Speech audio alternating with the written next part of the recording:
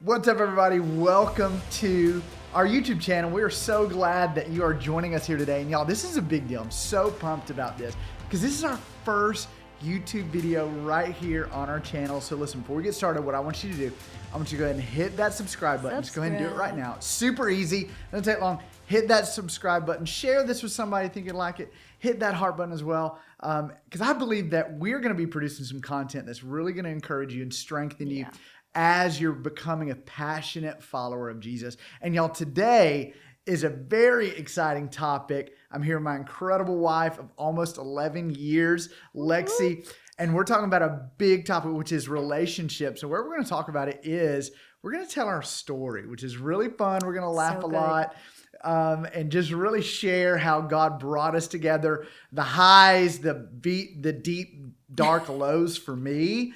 And I hope it encourages you. We share this a lot, especially to RampU University, and people are encouraged about it. So I think you're going to really like it today. They're going to love it.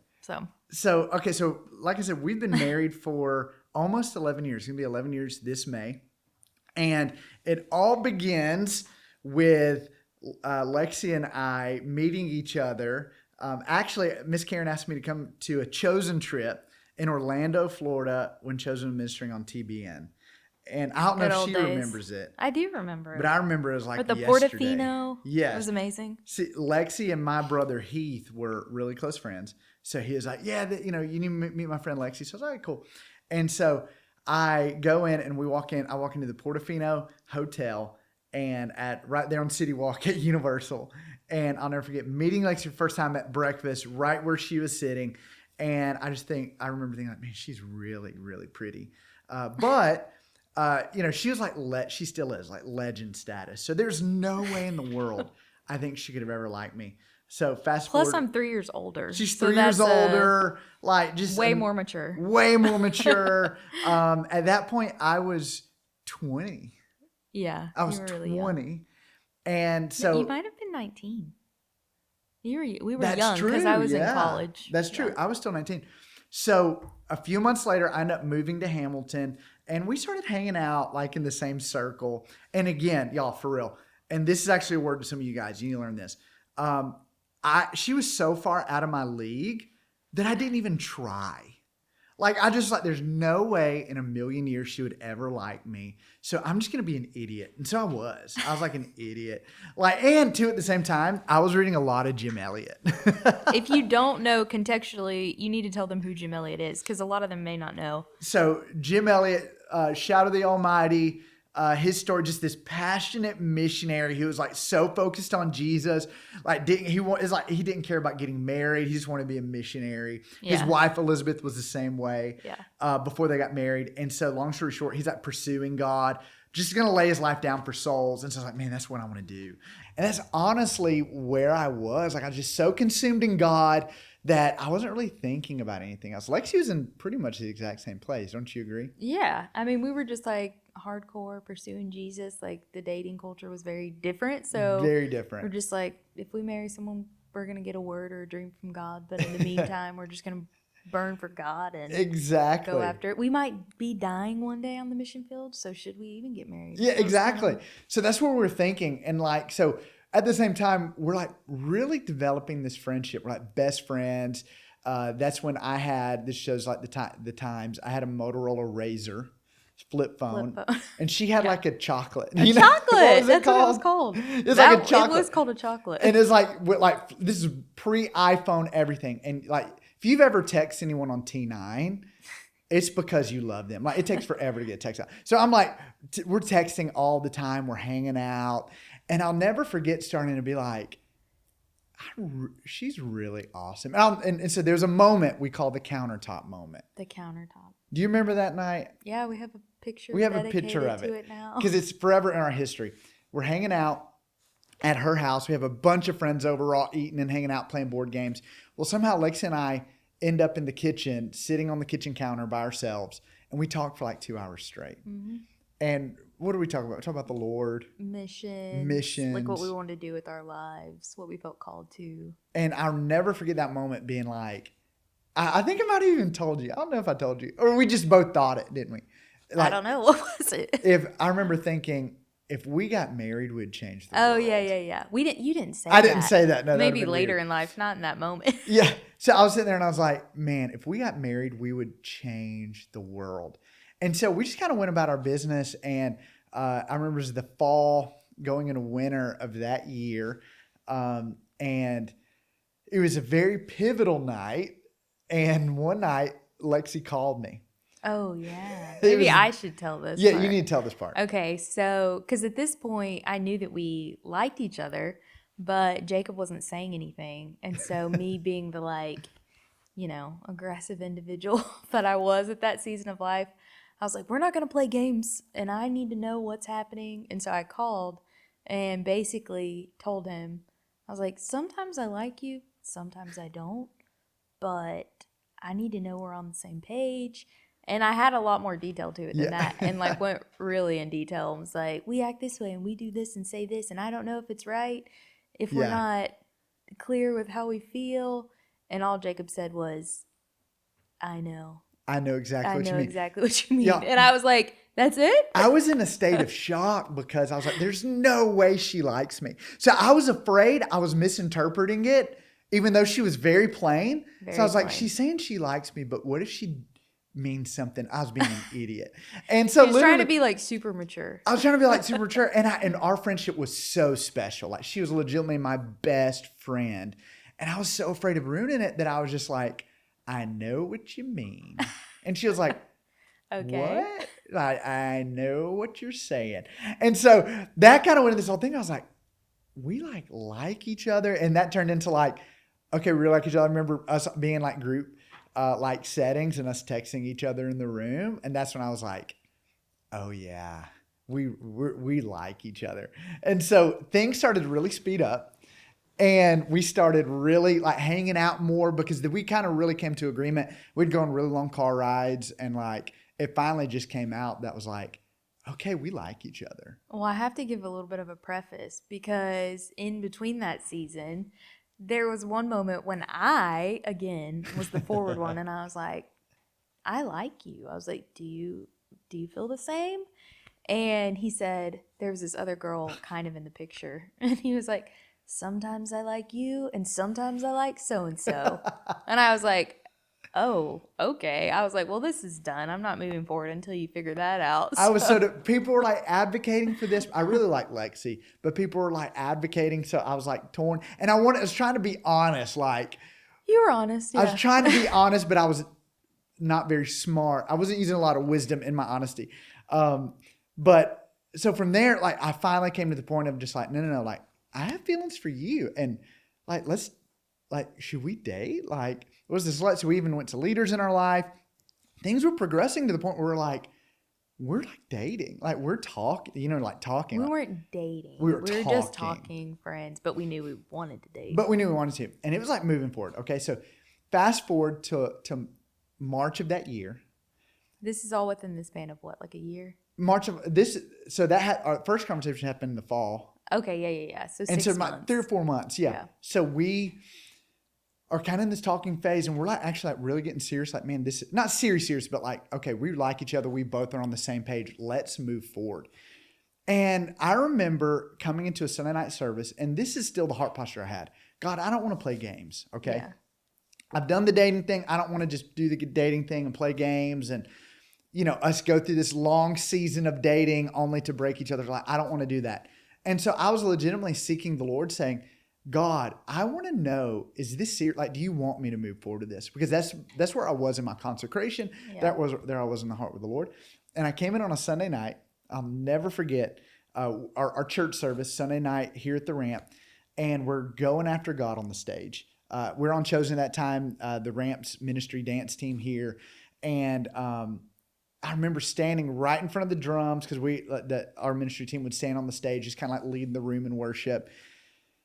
And the worship leader stopped and he said, I feel like we're in a moment where some of you are going to ask some big questions and God's going to give you a clear answer. And I knew in that moment what my big question was. And y'all, it's a big question, okay? And you got to let me finish this statement because I got to give you some practical wisdom so you don't get weird. My big question was, God, is Lexie my wife?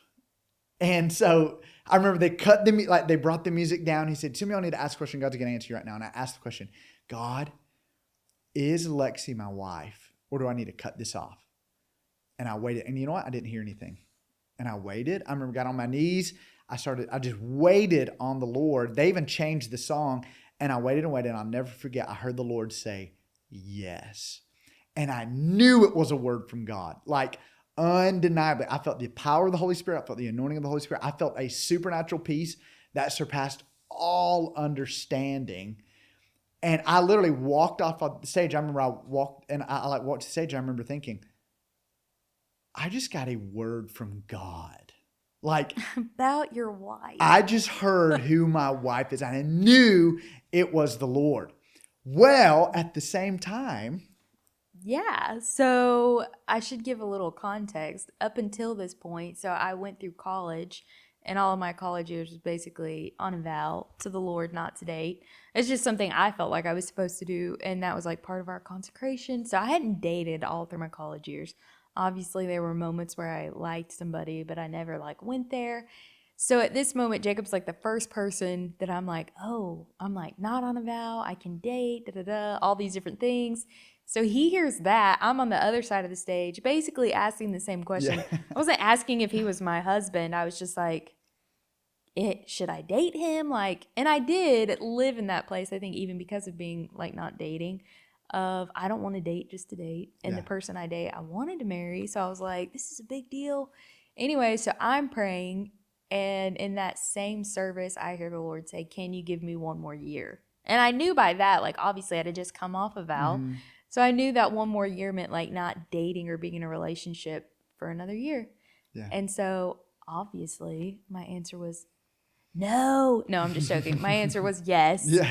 So after service, I can't remember if I called you or you called me. So it was kind of like a thing where I remember you were like, "Hey, we've got to talk."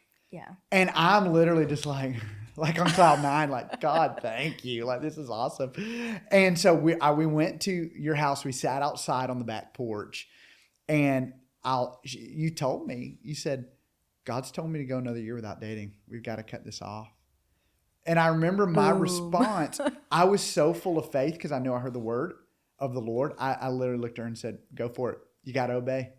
Let's do this. Cut it off." Which is a huge deal because I don't know how many people would think they heard a word from the Lord on their spouse and keep it to themselves. Yeah. And I knew without a shadow of a doubt I heard the Lord. So I knew no matter what this year looks like, this is going to happen. And so let me give you the preface. Okay. There's a fine line between being a spiritual and being a stalker. Okay. I did not go to Lexie that night and say, "It's okay because God told me we're going to get married." No, you know who I told? Which is spiritual manipulation. Yes, it's spiritual manipulation. You know who I told? No one. So here's the deal. If you feel like you've heard a word about someone, two things. Don't tell anyone. And you've got to leave room for you to miss it. Yeah. So I held it open-handed with the Lord to say, "Okay, I'm flesh and bone. God, even if I heard this, even if I didn't, I feel like I've heard this, but I still am opening this to say, maybe I missed it." Yeah. Because I've seen some people get really weird holding on to relationships that God is not in. And so that night I didn't tell her. I just smiled and I said, "Okay, let's do this. Let's just be friends and hang out and we'll guard our hearts and do the best. Like we'll go for it. But you've got to obey." I remember telling her, "You've got to obey the Lord." But I knew I heard a word. And so we went forth, and honestly, we went forth. Sounds so epic. King James. We went forward, and it was really challenging. Yeah, super challenging. I was in love with her, and we really liked each other. Which a good, like, even for people maybe that are on relationships, I feel like people ask us this a lot. Like, when they hear our story, they're like, "Wait, you liked each other, you almost dated, then you get these words from the Lord, like, not to date, but she's your wife." And people come up to us all the time. We're like, I'm in the same season, same spot as you. And one thing I think that's hard for people to understand a lot is, like, once you've gone somewhere in a relationship, it's like treading out a path. Like you walk that path over and over, whether it's emotionally or relationally or mentally with that person, you're like going there with that person. So then to try to revert its natural habit because you've already gone down that path with that person to go to the same place. So then in the months like that we started, we tried to be friends and really we just couldn't be because we had already gone to that place emotionally where we liked each other. And we were like friends, but it wasn't even like good friends. Like we couldn't really hang out. No. Like talk, because then it would always go into that place where we were like, oh, I like you. And which was just stirring up like the emotions that really weren't supposed to be happening in that season. So even for people that may be like, oh, I relate to that, realistically, like you have to come back out, kind of let the grass grow up in the path. For sure. And not start over, but in a sense, it's like you can't approach that relationship or that person the same way. Yeah. Because it just ends in heartache. Absolutely. So I knew the word was, she told me, for another year, and it's going to end on my birthday, March 29th. And so I wrote on my, like, I had a whiteboard in my room. I wrote March 29th as like my end date. And it was literally, I think it was in February was when that, so it was a little over a year. So a little over a year. So we're going through this time, kind of going back and forth, like she said, of like friends, crossing the boundaries, we're a little bit too much friends. And by boundaries, we mean like friendship, not like physical. Yeah, like just like texting all the time, talking. And it was kind of that balance of like, okay, we're pretty much dating without the title. Yeah. We've got to pull it back until finally, like even Lexie and I applaud her for this, is like, I'm not being obedient to the word of the Lord, and I've got to cut this off. And God gave me a word during that season, actually through Micah Wood. He preached a message, pretty much said, anything sent from God is able to endure a cross. So I knew if this is God, it can die. Yes. And it will come to life. And if it's not God, it'll stay in the ground. And it died. And it died hard, y'all. Well, it died for me. It died for her. And so Lexie, like, it dies in her. She's dancing into the rainbows. And I'm like, I'm in the dark night of the soul, because now we're not even really friends anymore. Yeah. And all promise of us actually getting together is like kind of out of the, like not even on the table anymore. But I feel like I had this word. So honestly, one of the stories that really helped me was the story of Abraham and Isaac, that out of obedience, Abraham had to lay down Isaac. And I'll never forget, I was in a bad place. I was in a dark place, sad all the time, depressed. And I ended up getting this word. I need to lay this down. And so what I did was, one day I wrote down every word I felt like I had about Lexie and I, every single word, like relationship history and everything. And I said, Lord, I fully surrender this to you as Abraham laid down Isaac. And God, if this is you, you'll raise it from the dead. If not, it's going to stay in the ground. And I signed it and I dated it. And I went up. There's these like hills here in Hamilton that I'd go up and pray on, these like big bluffs. And I went up there. I got on my knees and I prayed. And I said, God, I'm giving this to you. This is my Moriah, my Mount Moriah, where Abraham laid down Isaac. I'm laying this down. And if it's you, you'll raise it up. If it's not, I want it to stay in the ground. But it has to die.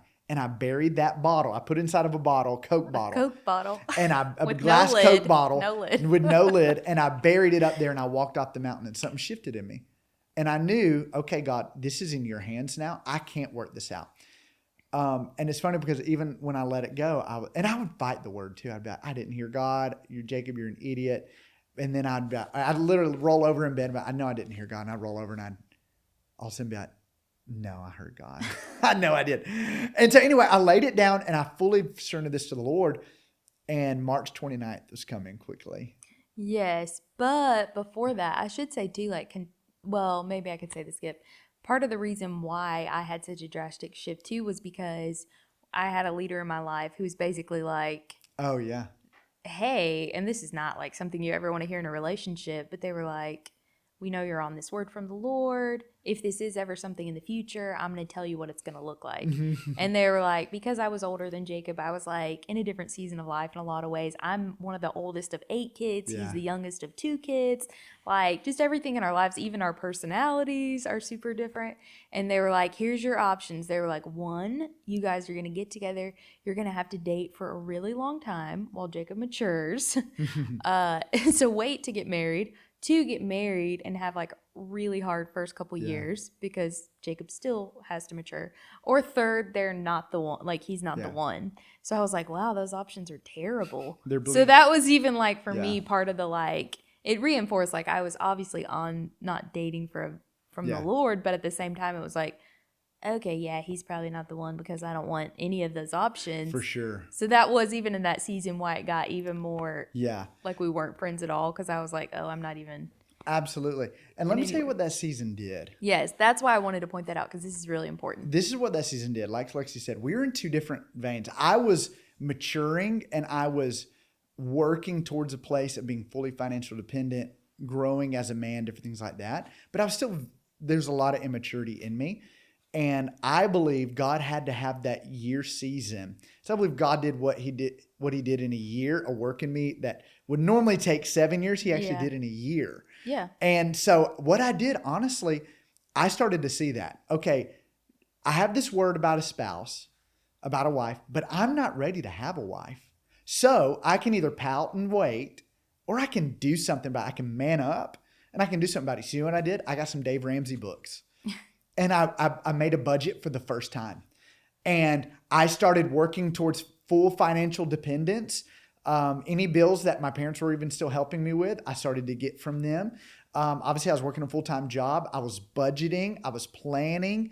I was doing things even like taking care of my health. Like Lexie was really healthy. I wasn't. I cut out sodas.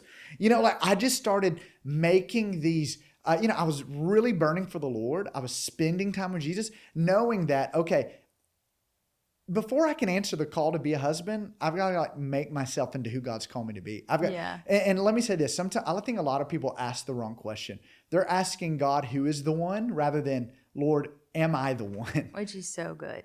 Who's the one? And don't focus on who that is. Focus on becoming the husband or the wife God's called you to be. Yeah. And so I started doing that. And y'all, I really started to grow just in every area of my life. And what should have taken 4 to 5 years, I believe God did in a year. And it was hard. It was very hard. It was stretching. It was painful. We didn't even talk anymore. I remember I would try to text her. I was always looking at my phone, like, is she going to hit me up? She never did. We would walk past each other in the office like we weren't even friends. And I finally, one time I went to her office. This is the breaking point. I went to her office and I said, Lexie, I've just got to let this go. I really hope we can be friends, but I've just really got to move on because I'm really I was already up. moved on. And Lexie was working and she just goes, what are you talking about? That's so cold. And I just go, bye, Lexie. I was destroyed, but that was like, okay, that was her. Like she has to be fully given to this. And so God, it's dead. And we walked free from that. So then from there, we started kind of cultivating just like a pure friendship, like talking here and there. After like 3 or 4 months of not really like talking or being friends at all. Not being friends at all. And then it's just like very basic, very like conversations, at church and just very basic, not hanging out in groups or anything, but just every now and then just kind of connecting. But her birthday came around March 29th. And I was like, you know what? I've been looking forward to this date for a really long time. I'm buying her some really awesome birthday presents. So I did this huge, I bought all of your Lots favorite of stuff, your favorite flowers, favorite candy, favorite stuff. And really, I just went all out to surprise you, balloons and all this. But again, there was no oh, hug. Oh my goodness, we're dating. It was just happy birthday. And that was it. Yeah. But it started like this friendship, this pure friendship where we started having fun together again. And another few months went by. That was March. April went by. Yeah, May. Of just us kind of hanging out. And then May came. And you were getting ready to go to Thailand. Yeah. And our friendship was kind of getting up to that point where we're growing in friendship and we're knocking on dating's door. Yeah. It's more than friends now and we both feel it. We just need to know. And again, I've never told her my word at this point. She doesn't know I've heard anything. She just knows I like her. And so she's getting ready to go to Thailand, and tell them what happened. Yeah. Well, first because I was so hardcore. I was like, I have to have a word from God. I need him to tell me that he's my husband before I even date him. Yeah. Because I was like, I'm not dating just to date, which can be a little extreme. I was like, but somebody set me down before I went to Thailand. Thank God for incredible leaders in our lives. And was like, hey, you either need to fully let him go or you need to commit and go there. And so I went home and I prayed before I went to Thailand. I was like, Lord, I need a word. Am I supposed to marry this person? And even that might not be the right question. I just felt like the Lord was like, all I heard was move forward. I didn't hear he's your husband, he's your spouse. And so we did. I was like, okay, I feel like I have a release to date this person. So I went to Thailand. I actually think I told you from Thailand. You did. Because I was like, I'm going to go for 3 weeks and then I'm going to come back and if we're on the same page, then we'll do this. But I couldn't wait, obviously. You told me like a few days in. Yeah, so I had been there for a couple days and then I texted you and was like, I did hear a word from the Lord. I was like, it was moved forward. So, yes. Yeah, and I was thrilled. I was so happy, like dream fulfilled. God did this. And again, I haven't told her anything.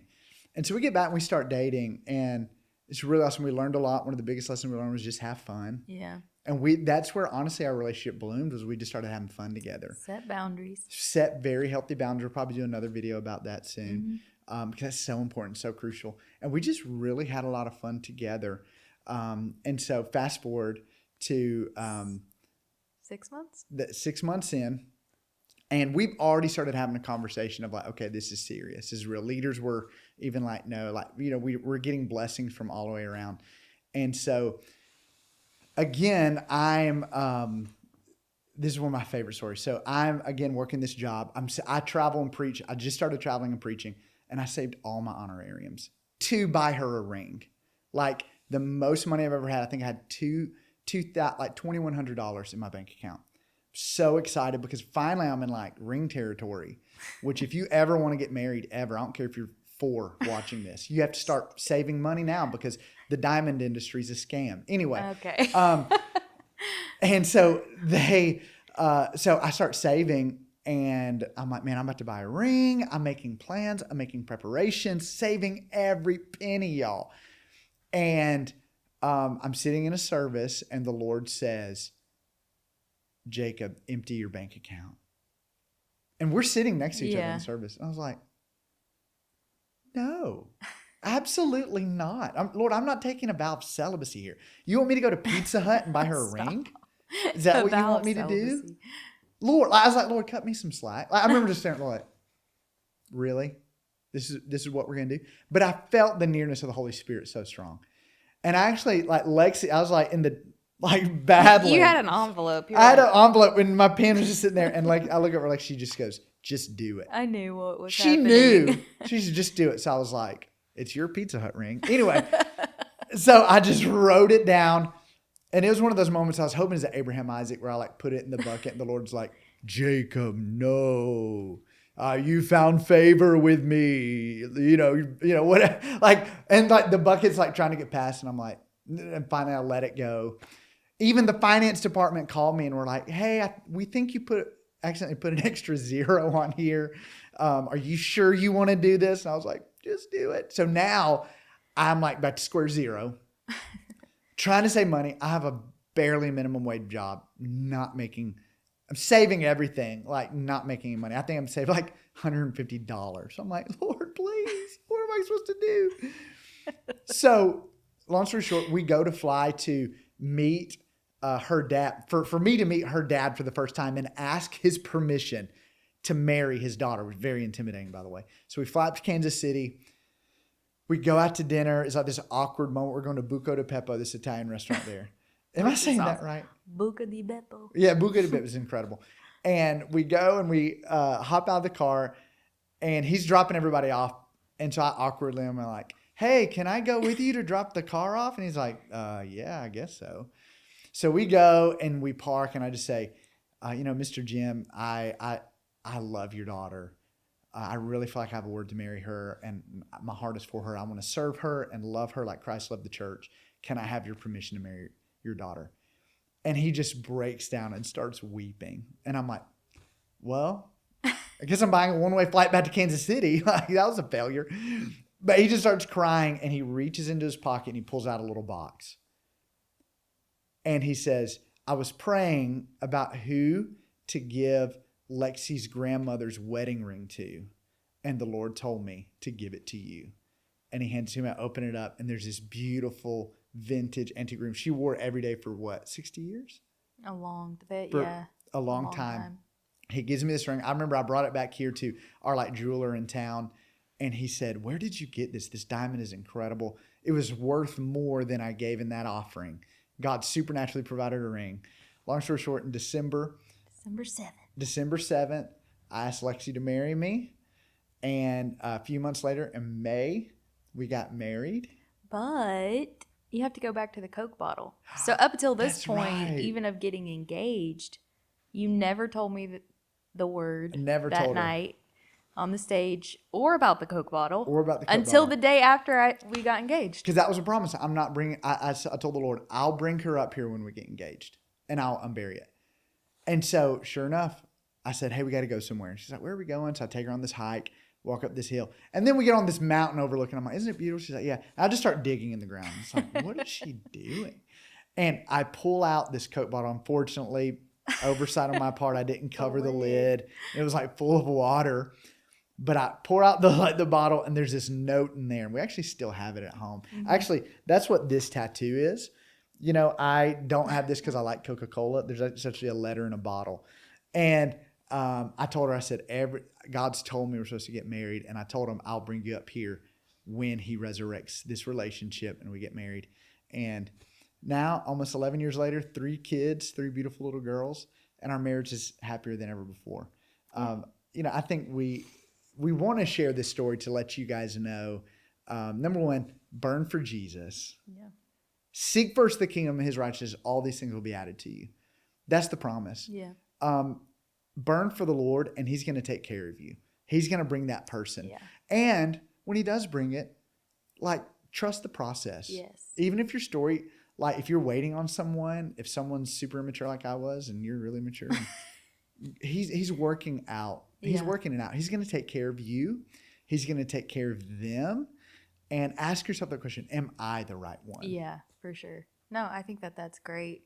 And I would say even like through all of that, I mean, for us, we didn't do it perfect. Yeah. But I think the goal is that your heart is in the right place. Obviously, like being obedient to the Lord, we were willing to lay it down, which doesn't always mean the Lord will bring it back. But I think the Lord blesses that obedience. So even though one of us had a yes and one of us had go on a vow again, the whole thing was obedience and being open and accountable to leaders, just trying to do it right to the best of your ability. Right. And then, like Jacob said, having fun, doing all of that, you know, I'm like, it's the great starting point for any relationship. So absolutely. Yeah. You know, my prayer for you is while watching this, you're encouraged and you know, God's going to take care of you. Mm-hmm. He cares about you. He cares about your relationships.